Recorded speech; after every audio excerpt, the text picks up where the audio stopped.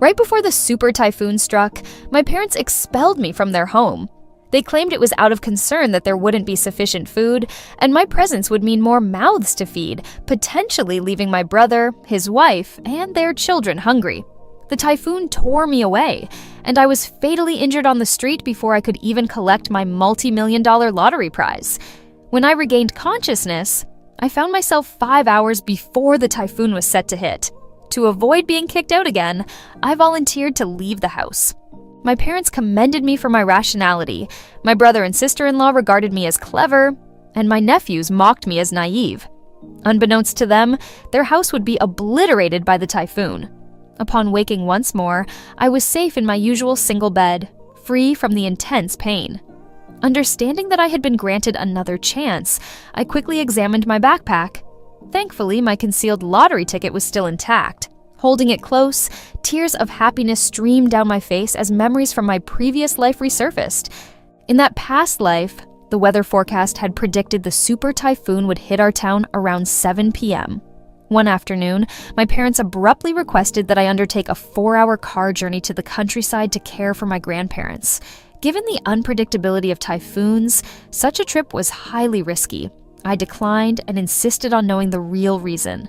My mother hesitantly confessed that she and my father feared a food shortage at home due to the typhoon disrupting supply lines, worrying that my brother's family might go hungry. It was hard to grasp, especially since just the night before, after my mother had urgently called for supplies, I had risen early to purchase ample vegetables, meat, and fruit in the city.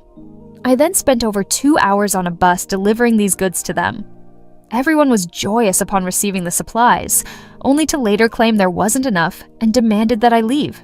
Despite my pleas and assurances that I would only consume water and not the food, they forced me out when I wasn't looking and shut the door in my face. I screamed and pounded on the door until my hands ached and my voice was hoarse, but no one answered. All I heard was my father's voice saying, "Life and death are fated blessings, and misfortunes are in heaven's hands." They knew that with the typhoon blocking transportation, I would have to survive on my own. Dying once made me realize that this family was filled with ungrateful individuals who didn't deserve my genuine care.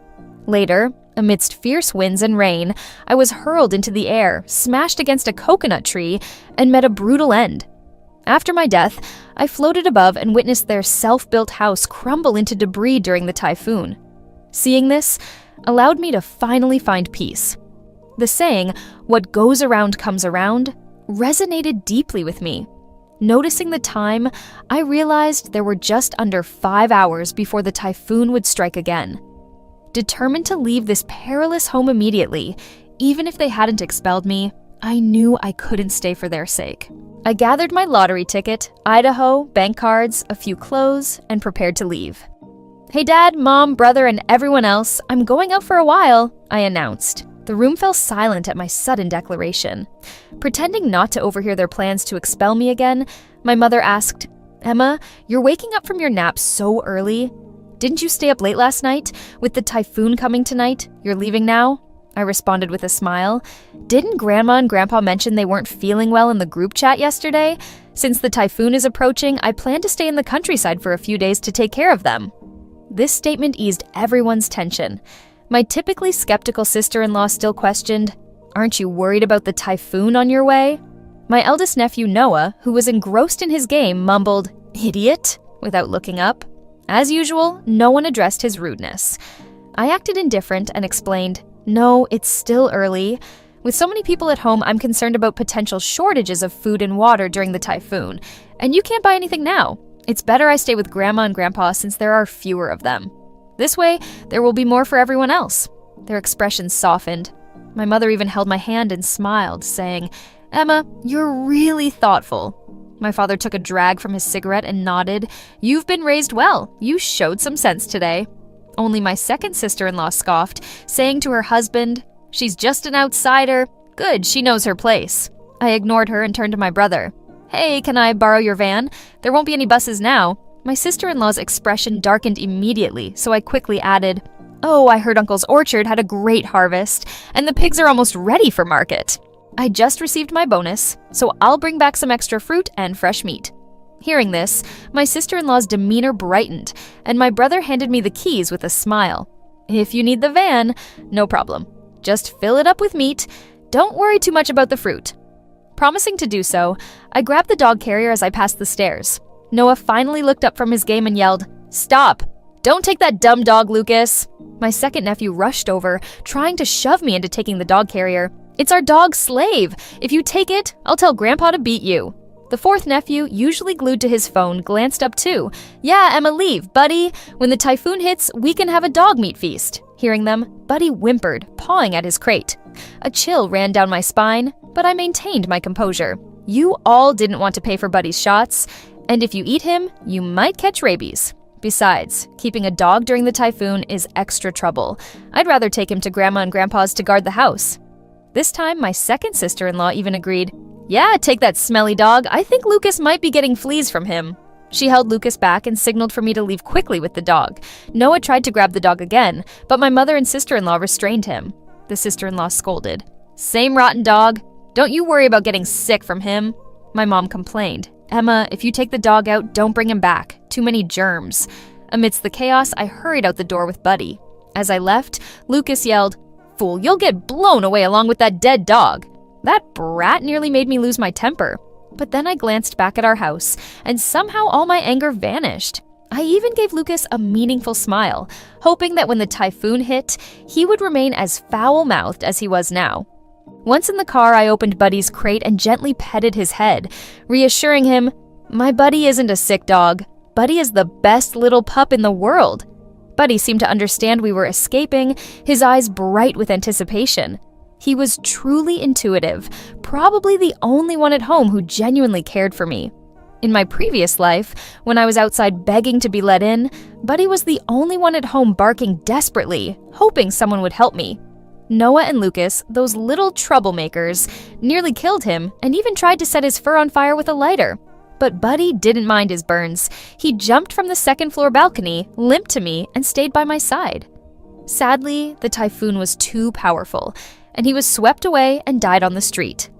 This time, I would never abandon him. We drove off in a battered van toward the city. I wasn't planning to go to the countryside to see my grandparents. Besides the long and dangerous journey, their small house likely couldn't withstand the typhoon. My father always boasted about being the eldest grandson, yet he thrust the responsibility of caring for them onto me, his least favored granddaughter. It was a twisted take on filial piety. Like our family, I have 4 brothers, but I've never seen them be of much help. The car swiftly reached the outskirts, a few hours away. It was oppressively hot before the typhoon hit, with no wind and the sky displaying a stunning purplish-red hue. By this time, flights were canceled, and trains had ceased operation. There was no other way to flee the town. I didn't return to the teacher's dorm at school. Instead, I found a 5-star hotel that allowed pets, swiped my credit card, and booked a room for a week. The hotel was reputed to be resilient enough to withstand major disasters and had received numerous global accolades. Additionally, its location near the mountains and away from the sea made it one of the safest spots in the city. I specifically requested a suite on a lower floor for added safety, as no one understands the typhoons might better than I do. After checking in, I spent a fortune hiring a runner to purchase enough food, potable water, and supplies for Buddy and me to last several days. Once the typhoon passed, I could cash in my lottery winnings, making these expenses negligible. After preparing everything, I took a nice bath and gave Buddy one too. Then, I filled a bathtub with water as a backup and fully charged 10 power banks. Looking out the window, the typhoon was approaching, with winds starting to bend branches and all sorts of light debris floating in the air. Distant dark clouds rolled in against a surreal backdrop of radiant twilight, hinting at massive destructive power.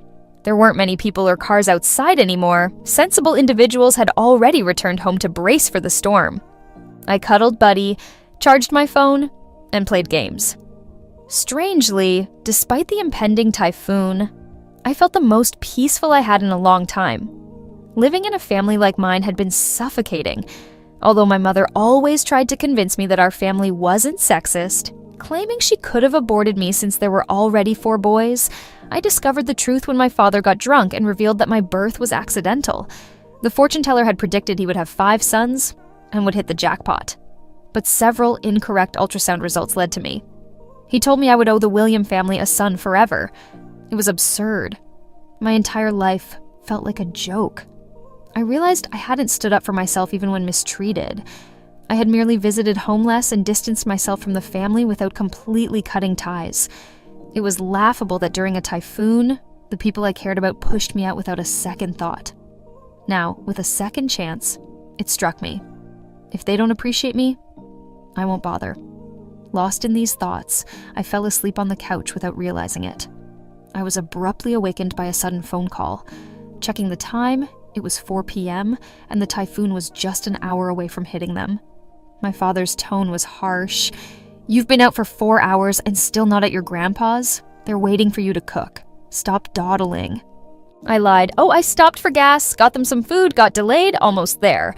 My father snorted, easing up a bit. "Then eat less yourself. As a young person, prioritize elders and everything. A few scoldings shouldn't make you upset, your grandma." I chuckled coldly and agreed. After the call, I opened our home's surveillance app. My parents ran a small fishery, which wasn't exactly poor, and had built a 5-story house early on. With 4 brothers, each got a floor, and I lived with my parents on the first floor. When there were many thieves in town, my mother tricked me into paying for home surveillance. Cameras covered every accessible level on every family phone. My brothers claimed to help at the fish pond, but actually just loitered, especially enjoying playing poker.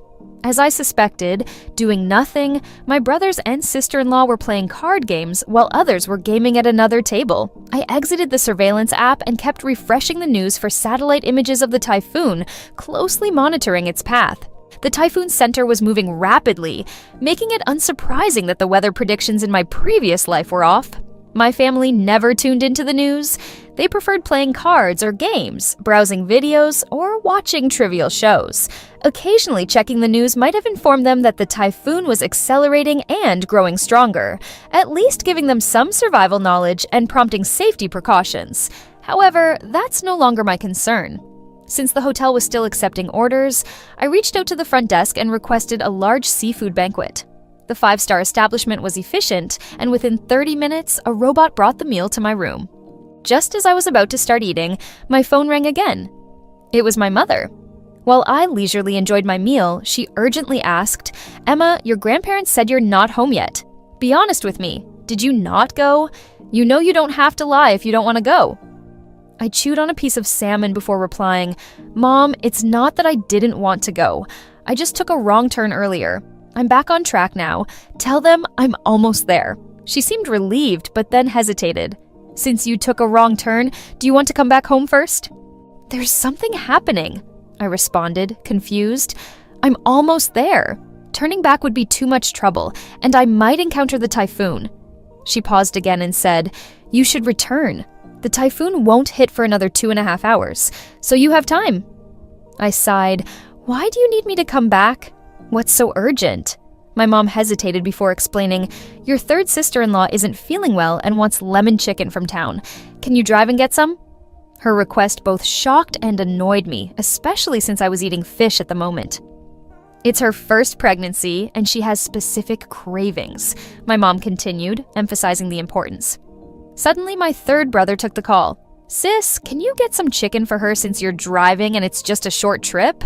I responded, "Why can't you get it for your wife? It's only a 10-minute walk. Is she expecting my child?" My brother seemed irritated. "Emma, what are you saying? It's dangerous out there. What if the typhoon sweeps me away? So, I become the scapegoat?" At that point, I hung up. Not wanting to spend another minute, I figured with the time he had, he might as well prepare his will instead of worrying about chicken. My brother kept calling back, but I ignored him and set my phone to Do Not Disturb. After slowly finishing my feast, I glanced at the clock. It was exactly 5 o'clock. The super typhoon should have already hit the town. I wondered about the situation there. Even from the sturdy hotel room, the fierce winds were audible outside. Looking out the window, the scene was chaotic with debris flying everywhere. I accessed our home security camera app to check on things. The house was in disarray. Through the screen, it was evident that the winds were much stronger than here. The windows were shaking violently, causing the furniture to sway. My fourth brother lived on the top floor, where the ceiling and all windows were leaking severely. Despite the chaos, my brothers and sister-in-law were still engrossed in their poker game. My dad was downstairs, sweeping water that was entering through the front door, muttering and cursing. How could Emma be so indifferent? The Typhoon is here, and she didn't even visit her grandparents or get chicken for her sister-in-law. Who knows where she went? Probably back to her city dorm to relax, my eldest sister-in-law added, watching her 2 kids in the living room instead of joining the game. Suddenly, she froze. Mom, what if something happened to Emma in the Typhoon since she's not answering her phone? My mom's expression turned worried. During a break from the poker game, everyone came over for some water and fruit. My second sister-in-law stepped in to comfort. No way, Mom, Emma's in a car. She can easily find a safe place to hide. My dad grew impatient. That stubborn girl. She's just acting out. Why would anyone want a daughter-in-law like her? My mom helped my third sister-in-law, smiling warmly at her belly and patiently explaining, I'm just worried about her being on the road. It took us over 20 years to raise her. It would be such a shame if something happened when we were about to receive a dowry. My third sister-in-law's eyes flickered as she casually added, It's no big deal, Mom. You don't always need a living person for a dowry. Recently, the buddiest man's young son passed away. They're seeking a ghost marriage and offered a 7-figure dowry. 7 grand? My eldest sister-in-law asked. My third sister-in-law smiled mysteriously. 7 figures. Everyone gasped. My second sister-in-law exchanged glances, muttering, Wow, buddy people have different rules. The dowry for a ghost marriage is even higher than for the living. Mom, if Emma really got into trouble, it'd be her good fortune. My third brother agreed. Exactly. That kind of fortune is rare. It's better than her working as a school teacher for a meager salary. Hearing this felt like a slap in the face. I couldn't believe it. I had always thought they sent me into the storm out of selfishness. If I hadn't experienced it firsthand, I couldn't have imagined such malicious intent. All the talk about scarce food was just a pretext. From the beginning, they planned to send me out, hoping to profit from my misfortune with a quick $1 million blood-stained payday. A living person wasn't as valuable as a dead one, so as a girl, I was disposable. How is that different from murder? I was both stunned and oddly relieved by my family's impending doom. Watching the cameras with a cold smile, I saw they were already planning how to spend the money. My eldest sister-in-law looked hopeful. With $1 million, we could transfer Noah and Lucas to a city school, right? My second sister-in-law nodded. Yeah, the old man always wanted to switch to an electric car. Lucas thinks the cars are too old and refuses to be seen in one. My third sister-in-law chuckled. There's a new maternity center in the city. It's fantastic and only 10 grand a month. Mom wouldn't have to help with my postnatal care anymore. My mom nodded in agreement. With the Typhoon hitting the fishing grounds, who knows how much loss there will be. At least now we'll have money for the 4th brother's wedding. At this point, I couldn't bear it any longer. I turned off the surveillance, unable to watch anymore. No matter how numb my heart had become, witnessing it was physically painful. Buddy was lying quietly at my feet, looking up at me with concern. I hugged him, trying to calm down and telling myself to hold on a little longer, that everything would soon be over. But shortly after, my phone started ringing again. It was my mom calling. This time, I answered. Her voice was urgent, not the usual cheerful tone from the surveillance. Emma, where on earth did you go? We can't find you anywhere. Can you come home for a bit? The Typhoon is coming. I'm scared to death. The power and water are out. Noah and Lucas are fussing about wanting to play with the tablet, but it's out of battery. Could you bring some power banks from outside? I have a headache. I almost laughed. Am I supposed to have some kind of immunity or superpower against typhoons? They all want me to deliver stuff in this weather. Riding on the despair I felt earlier, I adopted a desperate tone. Mom, I heard the third sister-in-law wanted chicken, so I started heading back. But I had bad luck and ran into the Typhoon. My car can't move now. Someone come rescue me. It's so scary. Everything's flying around in the wind. There was a pause on the other end. You really started heading back? There's quite a storm here. Is your car okay? For now, I'm at a shelter, but I can't hold on for long. You need to come save me. I've got several power banks. I cried out for help as if I were genuinely trapped in a storm. My second sister-in-law calmly responded, Emma, don't panic. Send your location to my phone and we'll figure out a way to pick you up. I randomly selected a highway location and sent it over. Meanwhile, I heard someone whisper in the background, With a location, it'll be easier to handle later. Otherwise, we'd have to search everywhere. How ironic. I could feel the storm's intensity over the phone. They didn't seem to care where their bodies might end up floating, but were concerned about retrieving mine. I pretended the wind hit me again and hung up. When they called back, I couldn't be bothered to answer. The signal was indeed weakening, cutting in and out. Unable to reach me by phone, they began harassing me in the family group chat. My mom was sending numerous 60-second voice messages, popping up intermittently. "Emma, the windows are shaking and the water is rising. Come back and help clean up the water." "Emma, several windows are shattered and furniture is flying out. It's terrifying. Drive back home and rescue some stuff." "Our house is practically a shell. Hurry back and help your mom." "Emma, the street has turned into a river. The first floor's water is already a meter high. I'm scared to death." "Your brother and sister-in-law moved up to the 4th floor to play cards, and we've moved to the 2nd. The house won't get submerged, will it?" "Come drive us out of here, Emma." "Come on, bring us some food at least. Noah and Lucas are hungry and want snacks, but they're all on the 1st floor, and no one's brave enough to go down there." Other relatives, seeing my mom's messages, were shocked and left comments. "Emma went out during a typhoon. Oh my god, what's wrong with the grown-ups? Letting a child run out during a typhoon? Emma's out of her mind." I quietly responded, "No worries, aunties, uncles, and cousins. Dad said he was worried about Grandma and Grandpa being alone.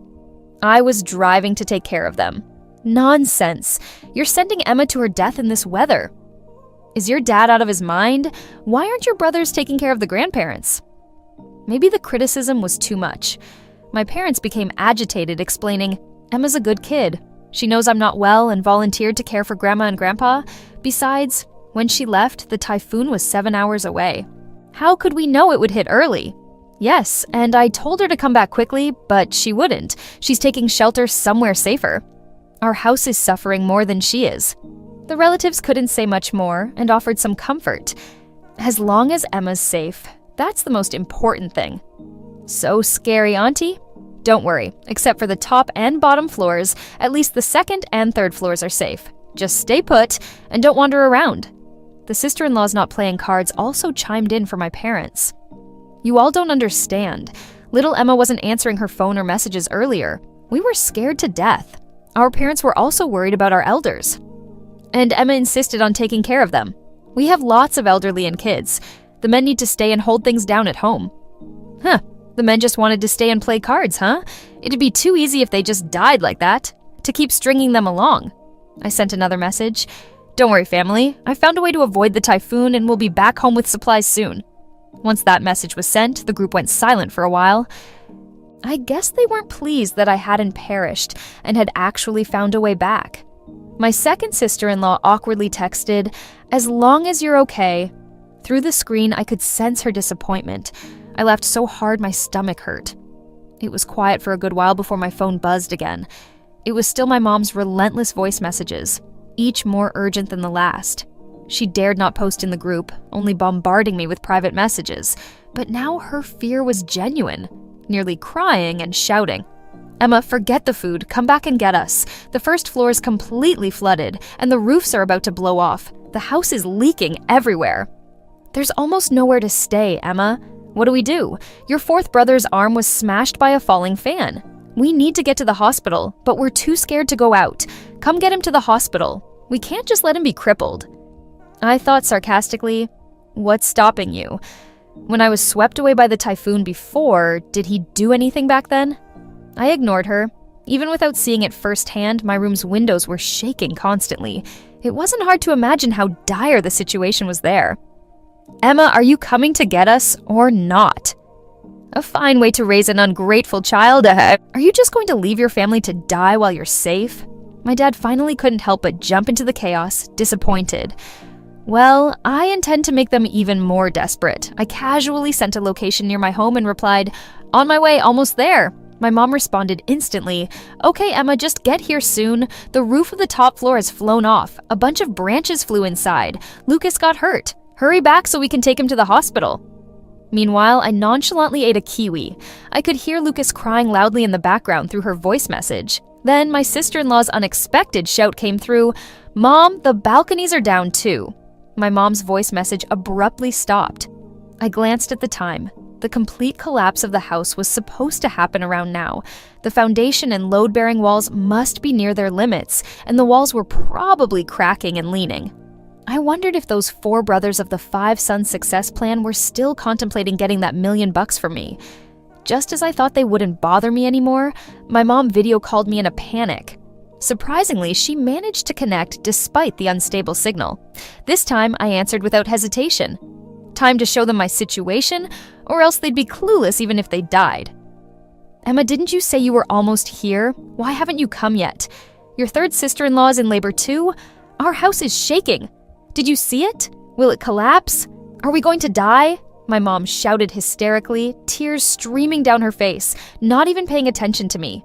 The signal was weak, but my 2nd and 3rd sister-in-laws began to see my surroundings clearly and became furious. Emma, you're not coming to take us, are you? Mom, look at her. She's sitting in a nice, fancy safe room. Doesn't look like there's a typhoon at all. I denied it. How could it be safe here? Even my glass windows are shaking. Oh, by the way, my power's out too. Didn't you notice it got darker? I'm quite happy with the hotel I chose. It feels very safe overall. Oh, and Buddy is here too. Say hi to everyone, Buddy. Buddy. I picked him up and looked at the camera. Emma, how can you still laugh? Are you even human? You're treating a dead dog better than us. Isn't your heart cold? My dad yelled, his voice breaking. Who else should I treat well if not Buddy? You all know in this family who has treated me with the most sincerity. When you kicked me out during the typhoon, did you even consider your humanity? I coldly responded, but words don't faze thick-skinned people. My sister-in-laws were furious. My dad angrily stated, Emma, I don't care what you did before. Get here now or I won't have you as a daughter. Fine, I've played the Williams daughter role long enough. Whoever wants to be can find any of your sons. Each is capable enough. The camera quivered violently as my mother's terrified expression loomed closer. What about us? Are you just going to watch us perish, Emma? How can you be so cruel? You'll end up in hell for not helping your own mother. I couldn't help but laugh. Didn't Dad say that life and death are determined by fate? That fortune and misfortune are beyond our control? You always claim that grass cannot mend walls, and a daughter cannot support her mother. I'm just a girl. What can I possibly do? No one disturbed me anymore, and as the video concluded, a loud crash followed by agonizing screams reached my ears. I assumed the house had collapsed. I switched to airplane mode, choosing to ignore their turmoil until the typhoon had passed. Holding Buddy, I stared blankly at the violent storm outside. An entire day and night went by before the most severe part of the super typhoon subsided.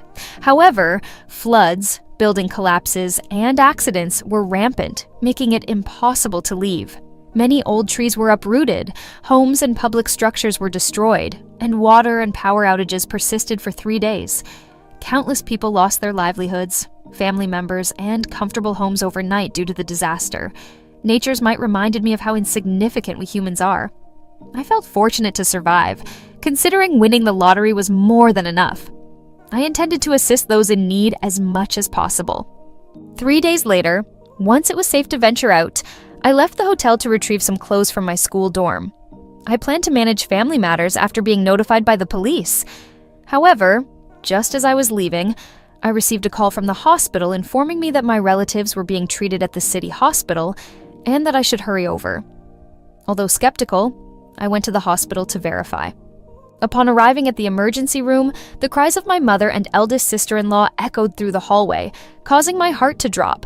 Maybe the house hadn't actually collapsed. I waited for a moment before approaching.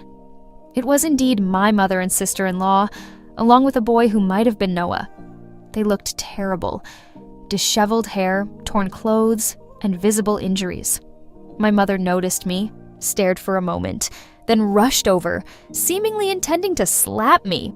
She had forgotten that her right arm was in a cast. Raising her hand only worsened her injury, causing her to scream. My eldest sister-in-law spat at me. "Emma, you heartless person! How dare you show your face? Did a dog eat your conscience?" My mother found solace and sat on the floor in the bustling hospital hallway, crying out, "How unlucky I am to have raised an ungrateful child for 25 years. When the typhoon hit, she abandoned the family and drove off to a fancy hotel, caring nothing for those at home. Oh man, I've been devastated. I lost 3 out of 4 sons, and the one left has a broken hand. My daughter-in-law and my chubby grandchild are gone too, and another daughter-in-law who was 5 months pregnant miscarried. Oh, and their grandmother was swept away by the flood. My husband's legs were crushed by a wall, and now he's paralyzed. I deeply regret raising a jinx, a total disaster. It feels like the world is so unfair. Why didn't you die? People passing by stopped, shocked by what they heard. The first sentence was bad enough, but there were so many more, each about losing someone. It's probably one of the saddest stories in the entire disaster area. Onlookers watched her with sympathy, and a few women attempted to help her up. However, when they looked at me, their eyes were filled with disdain and even disgust. After her tirade, I had a clear understanding. It seemed my parents, sister-in-law, brother, and even Noah had survived but were severely injured. I watched her without showing any emotion as she berated me for my supposed sins. The doctors wanted her to refrain from yelling outside the emergency room, but seeing how distressed she was, they only tried to calm her gently. In that moment, I felt like the worst person alive, as if I had destroyed my entire family. I couldn't hold back and loudly demanded, "Can I ask everyone? Does the typhoon listen to me? Did my house collapse and kill my family because I asked the typhoon to do it? My mom keeps saying it's my fault they died, but is it because I died? You all planned to kick me out before the typhoon, right? You said you were afraid there wouldn't be enough food and water during the storm and didn't want to take care of me, right? I didn't want to burden you, so I left on my own." People around began questioning her accusations. "Come on, how could a young girl like me cause so much destruction?" My sister-in-law angrily pointed at me. "So you admit you were lying to us the whole time? You were safe from the start, right? You tricked us into driving back to get us. If you hadn't lied, we would have already—" I interrupted her. "We would have escaped. You knew how bad the typhoon was. There was no way you could drive. Yet you kept asking me to send food and power banks to take others to the hospital. What was your real intention? And can you honestly say you weren't hoping I wouldn't come back?" She was speechless, just mumbling to herself. The crowd began murmuring, "You can't blame a natural disaster on a single person. In bad weather, everyone just wants to survive. Asking one girl to save an entire family is too much. It doesn't work that way. Blame it on bad luck." Just then, the emergency room doors opened, and a doctor emerged with a grim expression. "I'm sorry we couldn't save the patient's legs. They had to be amputated." Another doctor followed. "I'm sorry we couldn't save the patient's arms either. They had to be amputated. It's been 2 or 3 days already, so keeping the limbs was unlikely." My mother heard this news and fainted. The doctors rushed to assist her. My sister-in-law came over angrily, telling me to leave. Unfazed, I turned to go. Then a nurse, unaware of what had just transpired, asked for the hospital fees. My sister-in-law was furious. "Don't you have any decency? When our family suffered so much and you're asking for money? The typhoon wrecked our house. Where are we supposed to find the cash?" She pointed at me just as the elevator doors closed. By the time she realized and tried to catch up, I was already in the parking lot. "They'll have to figure out the money themselves. I've advised them so many times to get medical insurance, but they wouldn't listen. Instead, they preferred gambling, hoping to strike it, buddy." I decided to sever ties with them, blocking everyone. I went to the store, bought a few inconspicuous outfits, and discreetly cashed in my lottery ticket once the office reopened. I donated $500,000 to support girls in rural areas and another $1 million in supplies to the hardest-hit disaster zones.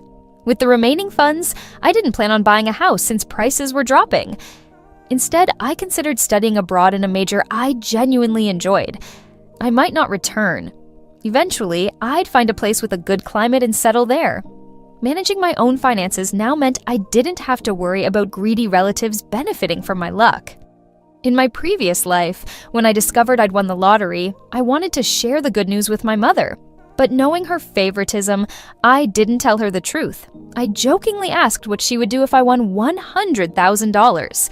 She seriously replied, "It should be split 5 ways, with Mom and Dad getting a share and one for each brother's family." I was shocked and asked, "What about me? I won it." Without hesitation, she responded, "The family raised you all this time. Your little salary was hardly enough to repay the favor. Your brothers are the ones working at home and will be looking after us old folks. You, being a daughter, won't be here for us when you get married. So, before that happens, you should do more for the family." Her words left me speechless, convincing me not to inform her about the win. A few days later, my mother and sister-in-law couldn't pay the medical bills and came to my school for money. But I had already resigned after claiming my prize. Working locally after graduation was their choice, not mine. It had nothing to do with my interests or dreams. Unable to find me, they resorted to calling the police. When the cops arrived, I was renting a nice furnished apartment and studying. My mother, sister-in-law, Noah, my brother, my grandpa, and another sister-in-law, all of them, appeared at my place. When I opened the door, they looked more shocked than I was. Seeing the fancy apartment, their eyes gleamed with greed. Even though my dad was in a wheelchair, he still had that strong-willed father demeanor. Naturally, he was the first to lose his composure and exclaimed, "Emma, are you even human? When disaster hit, you ran off to have a good time, and now the family's all broken. Some dead, some crippled. We can't even afford medical bills, and you just abandon your family to live it up. You're worse than an animal." My mom angrily chimed in, "Stop the nonsense. People like her have no conscience. Give the hospital the 20 grand for medical bills, then go meet that widower in town. He lost his wife to the flood a few days ago, and the dowry is 50 grand. Otherwise, the police will take you to jail." The officer intervened. "Watch your language. Whether she goes to jail is not up to me, but the law. You reported her missing. Now she's found."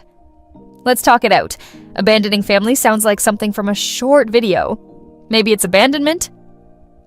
My third sister-in-law paused the recording and stepped forward. "Sis, looks like you're living real nicely now. If you had told us you were being kept, we all could have enjoyed this too. Mom, think about it. This house is worth over $3 million, and you're just asking for 50 grand. The first sister-in-law had an epiphany and quickly added, "Right, at least $3 million. Now the family can't work. Noah's brain injury needs cash for treatment. We can't let her off easily." I rolled my eyes. "Am I your father or your mother? Whoever birthed you should be responsible. Officer, legally, my only obligation is to support them after they turn 60. But don't worry, I'll pay exactly what the law requires when the time comes." The police noted everything, mediating the domestic dispute. As they tried to argue further, I blocked the door. Security arrived shortly after since I had called them earlier. "The property here's great. They kicked my family out. I even asked them to keep non-residents out for good." As they left, they cursed my entire family. I bet they've truly lost their marbles. You'd need some sanity to curse your own family. But I underestimated how far they'd go. They started a live stream to raise money, portraying me as the ungrateful daughter. Given the severe typhoon disaster, their sob story quickly garnered public sympathy. A family of older, sick individuals streaming live gained immense support overnight, receiving numerous sympathy gifts. The media covered it extensively. My family became arrogant, escalating their accusations and playing the family love card, fearing my retaliation. They realized that forgiving me wouldn't be as profitable as the endless generosity of strangers they were after. It was better if the drama continued and the money kept flowing in. A daughter isn't filial. It's our fault. We spoiled her. We're this way now, so her leaving is understandable. The family was hit by nature and man's cruelty, but if she returns, well, forgive her. Sis, as a woman too, I say it's good to have a family behind you. Visit us if you can." This disguised plea for sympathy drew in older folks' pity and increased the hatred towards me. Even neighbors pointed fingers. Seeing no response from me, my family became more outrageous. On a record-breaking day for them, I created my own account to debunk their lies. No long speeches, just the full story of that typhoon day. The clincher was the surveillance footage from my phone showing my family planning to kick me out to marry me off even during the storm. Suddenly, public opinion shifted. Everyone was stunned by their moral downfall. Comments surged, demanding the return of gifts. My family resisted, but the video was irrefutable. Before they could devise a new plan, the platform shut them down, returning any withdrawn gifts. They also had to refund the spent ones. With nowhere else to go, they retreated to my grandpa's old house in the countryside, facing local scorn. My dad and grandfather, used to being prominent figures, struggled with the shame, venting their frustrations on my mother and sister-in-law. The first sister-in-law managed okay with Noah, but the third sister-in-law was blamed for bringing up the marriage plot and leaving evidence. Frustrated, she tried to sneak away one night but got into an accident and died instantly. My parents didn't hesitate to marry her off posthumously for the dowry. When her family discovered this, they trashed my grandpa's place, and he had a heart attack and died. None of this affected my studies or job applications.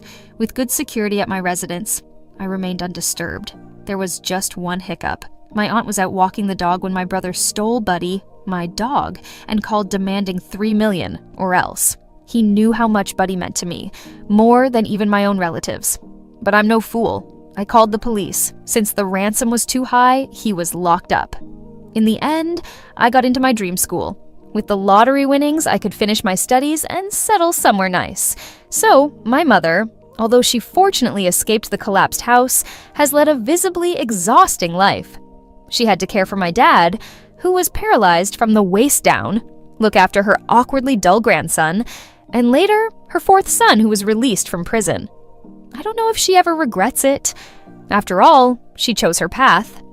The people she cares for are the men she cherishes the most. One day, my donation was featured in the news. Even though my face was blurred, my mother recognized me immediately. She somehow obtained my phone number from a friend.